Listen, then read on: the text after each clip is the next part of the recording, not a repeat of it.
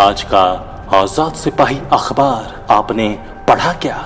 पढ़ते रहिए अपना लोकप्रिय दैनिक अखबार आजाद सिपाही।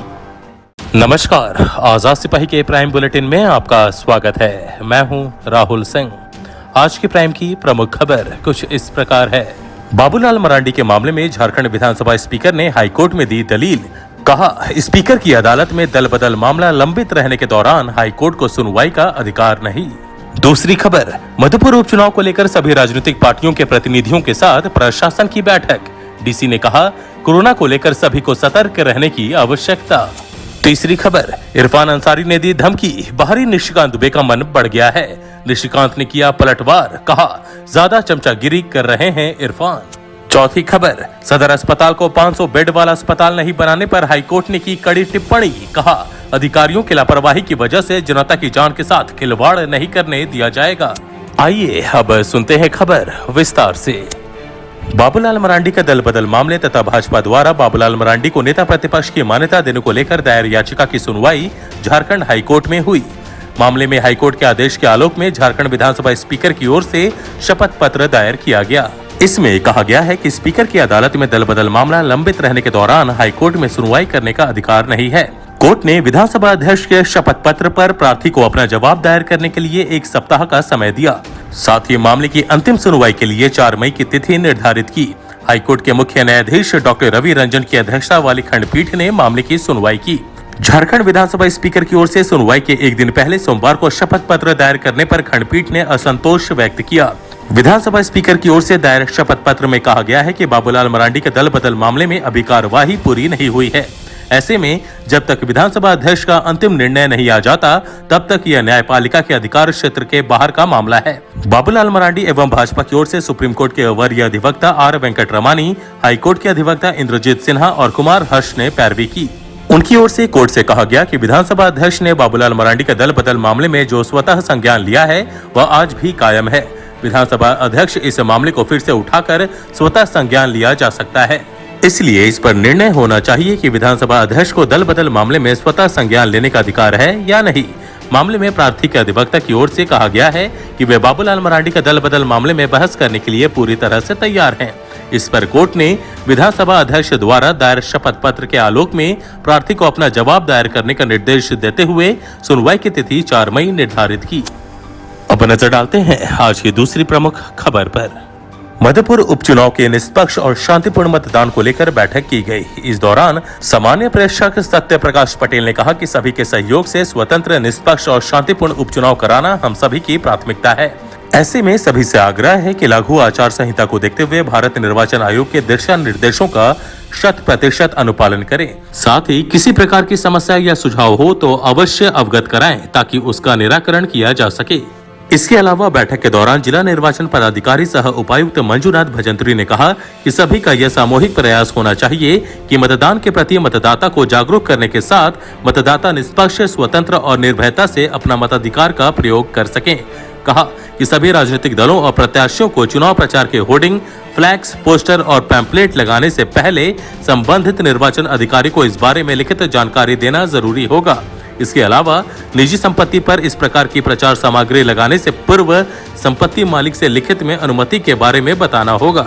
साथ ही हैंडबिल और पोस्टर में ऐसी भाषा का प्रयोग न करें जो किसी व्यक्ति या समाज को आहत करती हो। प्रिंट और इलेक्ट्रॉनिक मीडिया में विज्ञापन के लिए MCMC से प्रमाणीकरण जरूरी है। अब नजर डालते हैं आज की तीसरी प्रमुख खबर पर। जामताड़ा विधायक इरफान अंसारी ने गोड्डा सांसद निशिकांत दुबे को खुलेआम धमकी दी है। उन्होंने मुख्यमंत्री हेमंत सोरेन के नाम ट्वीट करते हुए कहा कि निशिकांत दुबे बाहरी हैं, लेकिन उनका मन बहुत बढ़ गया है। इरफान अंसारी ने कहा कि रेलवे के GM अपनी औकात में रहे, नहीं तो उनको गोड्डा में घुसने नहीं दिया जाएगा।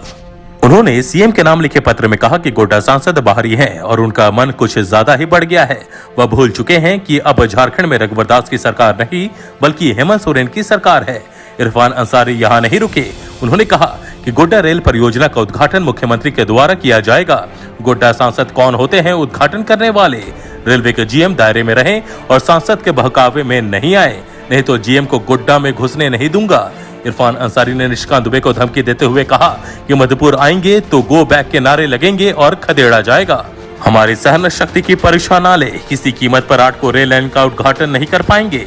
झारखंड हमारा है और झारखंड में रहना है तो लोगों का सम्मान करना सीखिए।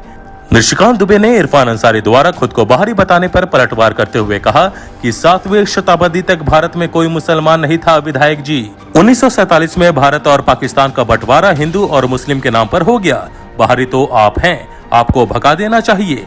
कुछ ज्यादा ही चमचागिरी नहीं कर रहे हैं? वैसे फुरकान साहब के साथ चाय पीने आ रहा हूँ।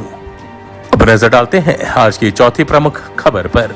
सदर अस्पताल के मामले में ज्योतिष शर्मा की अवमानना याचिका की सुनवाई के दौरान झारखंड हाईकोर्ट ने 500 बेड वाले सदर अस्पताल में शेष 300 बेड तैयार नहीं होने पर कड़ी टिप्पणी की। कोर्ट ने मौखिक कहा कि हम सरकार के अधिकारियों की लापरवाही की वजह से जनता की जान के साथ खिलवाड़ नहीं करने देंगे। इस अस्पताल को बने 10 वर्ष से अधिक का समय बीत चुका है। राज्य सरकार द्वारा बार बार अंडरटेकिंग देकर सदर अस्पताल को पूरी तरह तैयार कर लिए जाने का आश्वासन दिया जा रहा है, लेकिन आज भी राज्य सरकार द्वारा यह कहा जा रहा है कि संवेदक ने सदर अस्पताल में जून 2021 तक शेष 300 बेड तैयार कर लेने की बात कही है। कोरोना काल में अगर सदर अस्पताल में 300 बेड तैयार कर लिए गए होते तो मरीजों को कितनी राहत मिलती। हाईकोर्ट के मुख्य न्यायाधीश डॉक्टर रवि रंजन की अध्यक्षता वाली खंडपीठ में सुनवाई के दौरान राज्य के मुख्य सचिव वर्चुअल रूप से कोर्ट के समक्ष उपस्थित हुए। उनकी ओर से कोर्ट को बताया गया कि सदर अस्पताल को 500 बेड क्षमता वाले अस्पताल तैयार करने को लेकर संवेदक से कई बार समय लिया गया, लेकिन कार्य पूरा नहीं किया गया। इस पर कोर्ट ने मौखिक कहा कि सरकार क्या संवेदक के अनुसार चलेगी? तय समय में कार्य पूरा नहीं करने पर उसे बर्खास्त क्यों नहीं किया गया? सदर अस्पताल के काम को पूरा करने में लगातार समय मांगने पर राज्य सरकार संवेदक को सो कॉश कर उसे ब्लैकलिस्ट करने की बात जरूर कहती है, लेकिन उस पर कोई कार्रवाई नहीं होती है। इस पर मुख्य सचिव ने कहा कि दूसरे संवेदक को काम सौंपने में प्रक्रिया में काफी समय लगता है, जिससे सदर अस्पताल के काम में और देरी होने की संभावना है। खंडपीठ ने मौखिक कहा कि पूर्व की सुनवाइयों में राज्य सरकार ने कोर्ट को आश्वस्त किया था कि राज्य के अस्पतालों के पास बेड, चिकित्सक, पैरामेडिकल स्टाफ, वेंटिलेटर सहित अन्य सारी मेडिकल सुविधाएं उपलब्ध हैं, लेकिन कोरोना के बढ़ते रफ्तार में स्वास्थ्य व्यवस्था चरमराती दिखती है। आज कोरोना की दूसरी लहर में अस्पतालों में बेड, ऑक्सीजन सिलेंडर, वेंटिलेटर की कमी है। अस्पतालों में बेड नहीं है, लोगों को मरने के लिए छोड़ा नहीं जा सकता। सरकार की इच्छा शक्ति में कमी के कारण सदर अस्पताल आज पूरी तरह क्षमता के साथ काम नहीं कर रहा है। अस्पताल सीधे तौर पर आम आदमी से जुड़े होते हैं। इसकी कमी को प्राथमिकता के आधार पर तुरंत दूर किया जाना चाहिए। कोर्ट ने राज्य सरकार को शपथ पत्र के माध्यम से बताते हुए कहा कि कब तक सदर अस्पताल को 500 बेड वाले अस्पताल में बदल दिया जाएगा।